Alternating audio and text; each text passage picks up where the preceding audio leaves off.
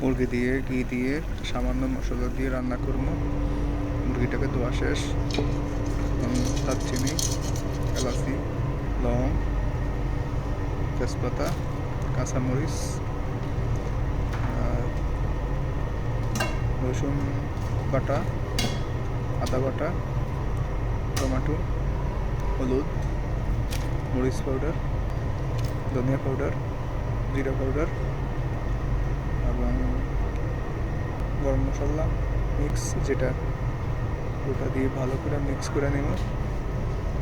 Mix করা শেষে মাঝখানে 1 চামচ ঘি দিয়ে দিলাম।